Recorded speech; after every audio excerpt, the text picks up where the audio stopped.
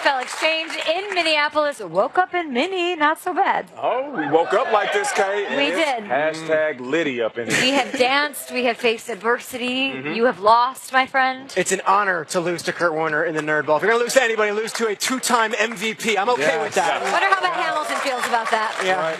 Not great. It's funny, Kay, you do the skull thing, and then... I actually didn't mean to do it, and it just happened. Okay. It's just funny how if your arms change a little, it turns into that. And then if you do this, it can easily turn into one of these with 5 rings. I don't know. Said skull, not troll. Stop trolling the crowd, all right? Skull. Leave them alone, Kyle. Yeah, right. These are my peoples. This is our show. We are so excited to be here. It is Wednesday. We have had Hall of Famer Kurt Warner on the show. Rashad Jennings, Jason Witten is here right offside camera, so we're going to hang out with him in a little bit. But we have the whiteboards back, some unfinished business with Whiteboard Wednesday part 2. So let's get to it, guys. Let's go. I'm hearing some rumors that a guy that we talk about like every day without planning it on the show, named Sylvester Stallone, will be here in Minneapolis with those Eagles, cheering them on for the Super Bowl. So my question, of course, is, what's your favorite Sly Stallone movie? Ooh, best role for Sly. What do you guys got? My favorite color in the Louvre. You guys can play along at home and hashtag GNFB. I'll go first here on this what do you one. got? You know, everyone loves Rambo and Rocky. I'm going with a movie where a guy won the paternity rights to his child by winning an arm wrestling contest. I'm going with Lincoln Hawk and Over the Top. When you win the rights to your child by winning an arm wrestling contest over a bunch of truckers, you get my vote. This is it, Lincoln Hawk. It's like a switch. Now, here's the thing. What we love about this Super Bowl is Tom Brady has given us classic moments, just like Stallone has given us classic moments. And everybody's waiting for that moment where Tom Brady gets old. And we all thought, there's no way there's another Rocky. I mean, we're not going to see Stallone out here throwing punches. But there was another Rocky. But it was called Creed. And he showed up and he showed out. I'm crying. We're talking nominations. It was a role like we haven't seen. The man didn't throw one punch the whole movie, but he stole the show Creed. And there is a part 2 coming out. Shout out to Creed. Shout out to Scott Stapp, too. You talk about the heat check shot in basketball where you're just so hot, so you just keep moving further and further back. In the 80s, Stallone was on a heater. He couldn't miss. And so he said, what if we took Rocky? What if we made him a little cooler, a little dumber, and gave him a gun? And they called it Cobra. That's basically it. Crime is a disease, and I'm the cure. Cobra, Marion Cobretti. And then Brigitte Nielsen, a tour de force. We're having so much fun here at the NFL Exchange. We will be here all week long, but we also have Radio Row, which is at the Mall of America, and that is where we find our first guest from the Mall of America on the show, who recently just passed Michael Irvin for the most reception touchdowns, by the way, in franchise history for the Cowboys. There he is, Jason Witten. Welcome to the show. And thank you for being here. I'm going to put it to you like this. The 4 of us don't have a lot of time, right? We're always running around, and I've heard that you've teamed up with Schwann's Home Services to tell fans how to make an easy and delicious homemade tasting meal with minimal prep. How is that possible? Tell me about it.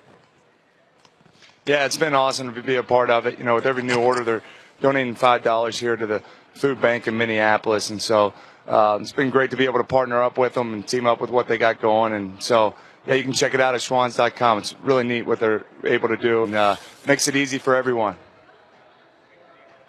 All right, now, Jason, what's up, man? We came out together, so it's been such a joy watching you still do it after all this time, 15 years in the league. And some fans are wondering, what's the next phase of his career? Will he go the Tony Romo route and head into the booth? Is he going to go into coaching? You're going to keep routing these dudes up and scoring touchdowns and solidify the fact that you're one of the best tight ends of all time? I mean, you can even run for office. What's next for you, Jay?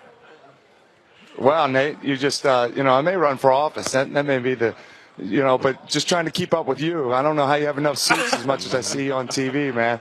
I enjoy playing and love the opportunity that I'm at right now. And certainly I realize where I'm at in my career. And but I'm like many other guys that are this at my age, and you're chasing to try to compete for a championship. And so, Nate, you were with me when we trained before the combine. I was never a fast guy. I was never blazing.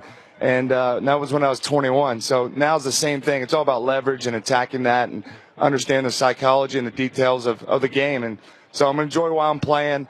Tony's representing us well in the booth. I think he's doing a great job. And, I'll visit that. So I know you guys work hard at it. I enjoy talking and being around the game. And who knows, as you said, other opportunities. But right now, my feet are planted firmly.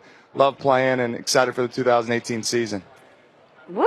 That's awesome. Jason, you're a Walter Payton Man of the Year recipient. You're one of the most beloved guys in the league. But one thing I didn't know about you, Byron Jones revealed this, that you're a bigger trash talker, apparently, in practice than even Des Bryant. So tell us about the Jason Witten trash talk and what exactly you bring to the table. Because, Jason, I don't see that when we watch it on Sunday. Yeah, you know, it probably wouldn't make your list like some of those Sylvester Stallone movies you guys just went through. It's been a lot of fun. You know, Byron's a first-round pick. He's a pretty confident guy. He's a safety. So we spend a lot of time going against each other. And so over the course of training camp and OTAs and during the season, you know, there's some comments made on both ends. So you got to let those young bucks know you can still do it every once in a while. But I don't know that I have any trash talk talents. Other than just when I get competitive, I say a few things to him. So you're probably right. You don't see it much, but it comes out every now and then. We love it. All right, we know you have talents on and off the field. We've got to talk about those Cowboys. I'm sure fans watching are happy to hear you say that your feet are planted and focused on the game. The Cowboys missed the playoffs this year. I know it's a long way until kickoff. We haven't even played Super Bowl 52 yet. But tell Cowboys fans watching all across the country what they should expect this upcoming year.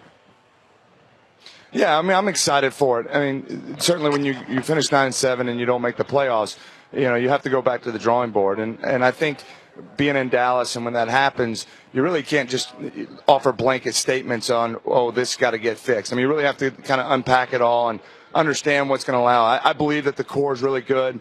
You know, I think Dak is going to be a great franchise quarterback. What he's been able to accomplish in his first 2 years, Zeke the same way. So there's a good mixture, a lot of good football players. We just have to play better at critical times. And, you know, I think we're all excited and motivated to get back to work. And you got to evaluate yourself. You have to have confidence enough to be critical and understand what you have to do better. And I think our team's having that approach. So I'm excited to get it started again. We're excited to watch you, Jason. You've just finished your 15th season.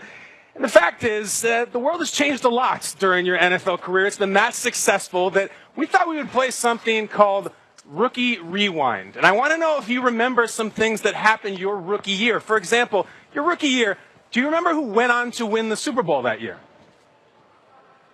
New England Patriots. Exactly right. They beat the Panthers. Do you remember who won the NBA championship that year? Boston Celtics.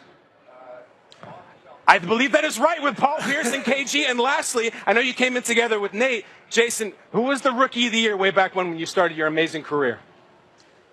If it wasn't Nate Burleson, it had to be Carson Palmer, I'm guessing. It was Anquan Bolden. Oh, wow. Anquan Bolden was a maniac out of It was Florida another State. wide receiver. Come on, Nate. Always, you know that. Amazing career, though, Lemon. We love it. Well, Jason, we appreciate you. Listen, I am surprised about the trash talk. Quick story about Jason Witten. A lot of young guys were talking trash when we were training for the Combine. They kept telling me and Jason, we're going to get drafted higher than you. He said, I'm not going to tell you when I'm going to get drafted, but I guarantee you this. I'll have a longer career than you. I never forgot that. I never. And he didn't say it in a rude way. He was just saying, I'm here to work. I'm going to shut up, and I'm going to produce on the field. And he's done that every time he stepped on the field. Hey, Jason, I'm a big fan of yours. I love you, brother. Keep doing your thing. Stay healthy. And keep resetting the blueprint on what it means to be a pro later in your career. Good luck, man. And keep balling out there. All right. Thanks, guys. Love hearing from Jason Witten there at Mall of America. Plenty of more guests from there and live here with our studio audience at the NFL Exchange. It is Super Bowl week, baby, and we've got coverage from the Eagles and those Patriots. Let's check in with the Eagles as they're getting set to become the first team to repeat since themselves 13 years ago. So, Aditi Kinkabal at the press area. Actually, she's with the Patriots. So let's go there at the Mall of America where the Pats are going to meet with the media later today. I'm getting it right by, the third hour of the show. All eyes have been on Tom Brady's throwing hand. I feel like he's been wearing those gloves since he stepped off the plane or even got on the plane up in Foxborough. What is the latest with the right hand injury? Should fans be worried? Well, okay, this podium right behind me, this is good that there's not fans behind me because you can see the podium. This is where we will see Tom Brady, and we will see if he actually has a glove on his hand. Of course, opening night, he was wearing gloves on both hands. Yesterday when he met with the media, he was again wearing a glove on that hand that he had 12 stitches taken out of a week ago. When he was asked about the glove, he said the hand is not fully where he wants it to be just yet, and the glove is for protection. But of course, this is Tom Brady, Kay, so no one is expecting this to limit him, hurt him, be an issue in any way come Sunday. Aditi, we know about Gronk and the tight ends. We know about Amendola and wide receivers. We know about James White and the running back. Some would say there's too many cooks in the kitchen. Others would say they got the right cook cooking up routes, and that's Brandon Cooks. Talk about that chemistry between Tom Brady and Brandon Cooks.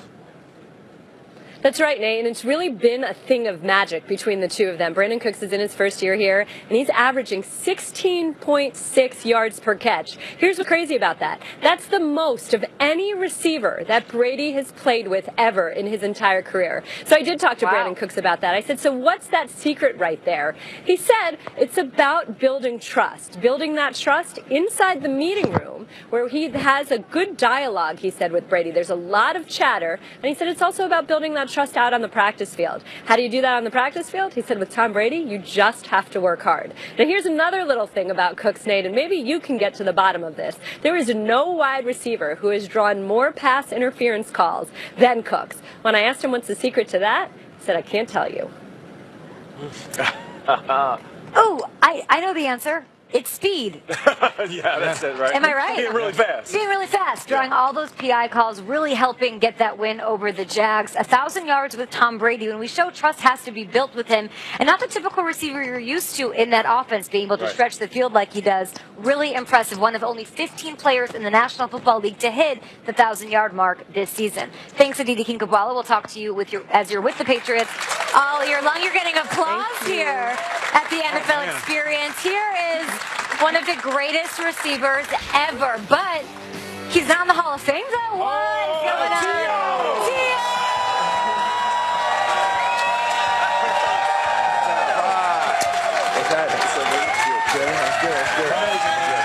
T.O., it's an honor. It's an honor, man. An honor. You get your ass in.